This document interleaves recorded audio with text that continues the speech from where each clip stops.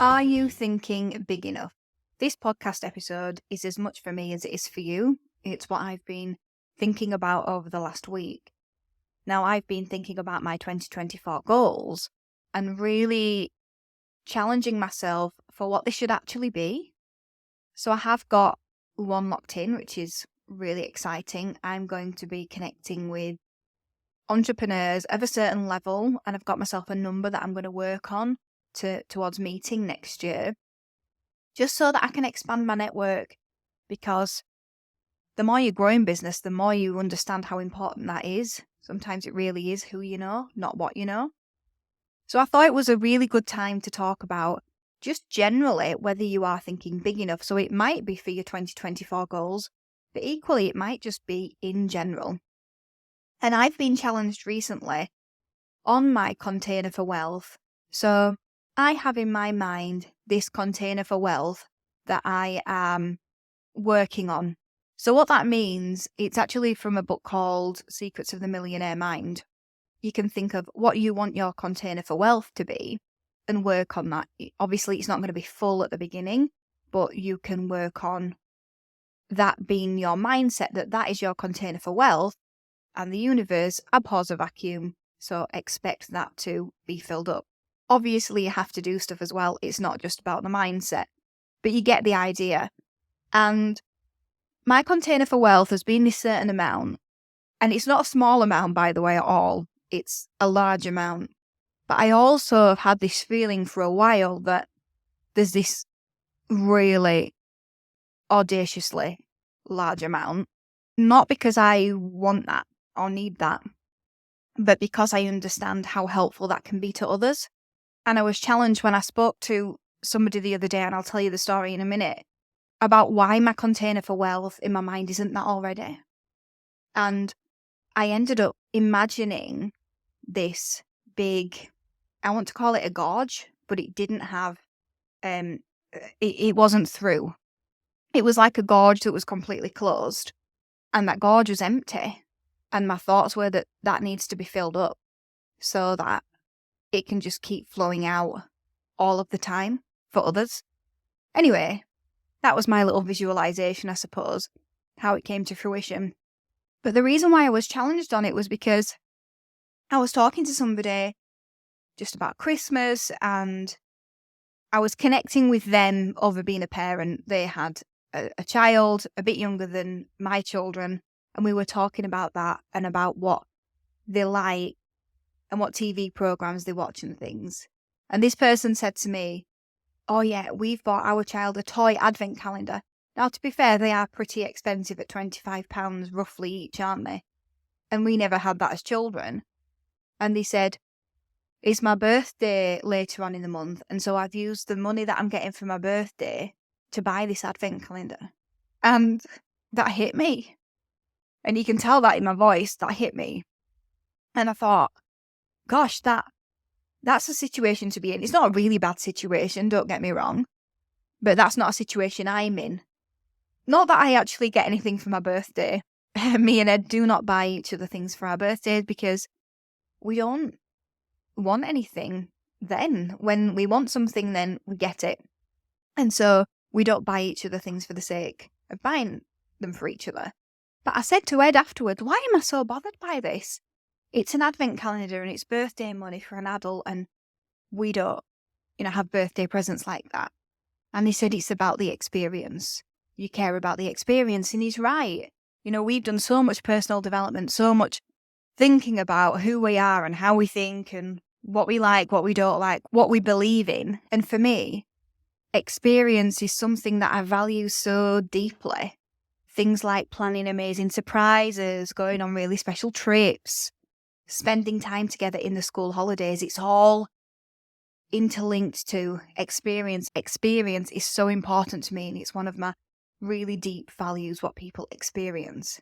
And it just pushed me, because I just thought, I want to change that experience. And another thing that I really care about in terms of experience is plastic. I use plastic, of course I do. This is plastic. Parts of this microphone, parts of my laptop are plastic.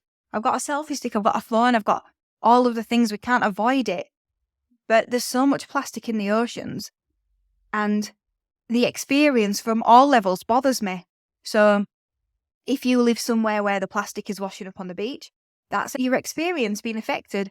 If you eat fish and there's plastic in it, it's your experience being affected. If you're an animal and you live in that ocean, that's your experience being affected. And it bothers me. It really bothers me. And so I was just challenged to think bigger and think, hang on a minute, Claire, why have you got this little comfortable, well, not even that comfortable, but more comfortable container for wealth in your mind when you know in the future you want it to be bigger? So you should be thinking about that now. And I found it difficult because I'm not really driven by personal wealth. I've tried that. I've followed the things that people have said. I'm just not that driven to buy a car or buy something big. I'm not saying I don't want those things. We all want those things, but I'm not driven by it. But what I am driven by is fixing a problem. Even if it's someone else's problem, in fact, I'm more likely to be driven by that, to fix somebody's problem. And so I've been challenged into thinking bigger, and I want to challenge you to do the same because it reminded me of when I did really think much bigger at Classroom Secrets. Maybe when I was in a similar position to you, the company had been flailing for a little bit, then we'd pulled it round, and then we could have thought small. Actually, we thought really, really big. In the beginning, you already know I didn't want a big team.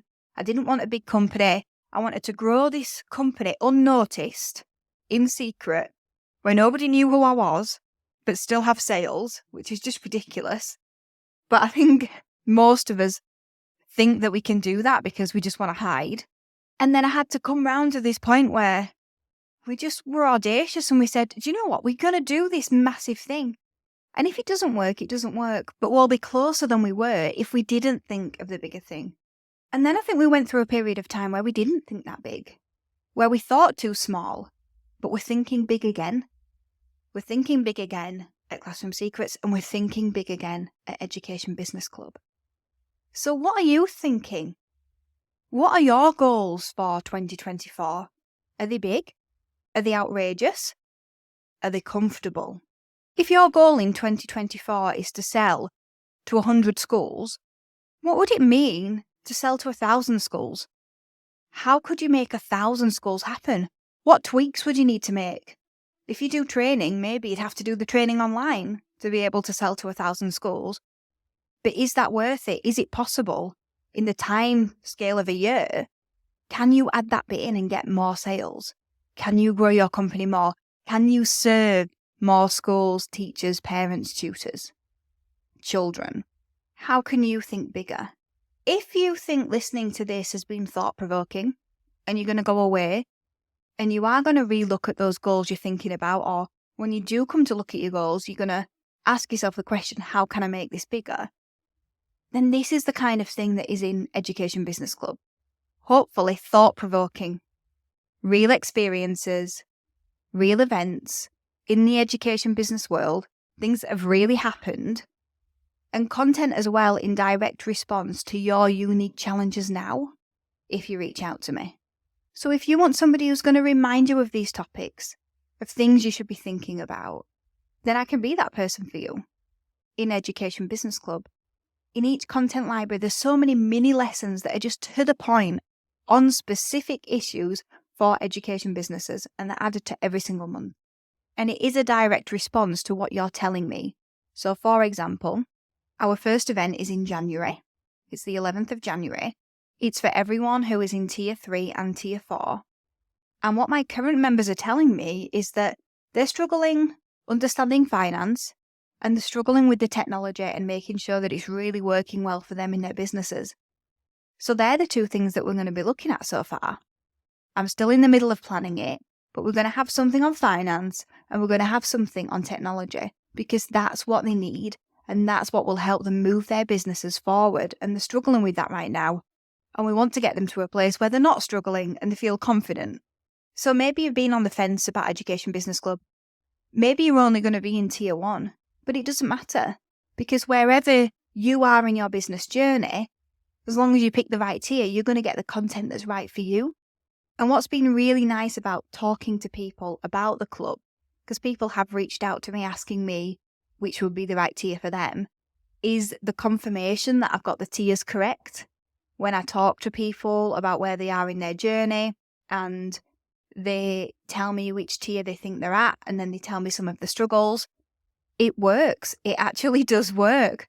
I shouldn't sound so surprised, but when you launch something, you'll know yourself. You always wonder whether it's your opinion or whether it's real. And it just proves to me all of the experience that I've got, that I've pulled together over the last 17, 18 years of being in business. It's so useful. It's so useful, and it's going to help you grow your education business, but also with your confidence, feeling like you can do it and that you're not alone. And I think that's a really, really important part of it. Because there's me, there's you, and there's other people in the same boat, and we're all working on it together. So if you do want to join Education Business Club, we would love to have you. You can join tiers 1, 2, 3, 4. 5 is going to be in the new year. And you go to educationbusinessclub.co.uk/join. So I'm really looking forward to seeing you in Education Business Club. Go away this week, have a think about your 2024 goals, and try and make them bigger.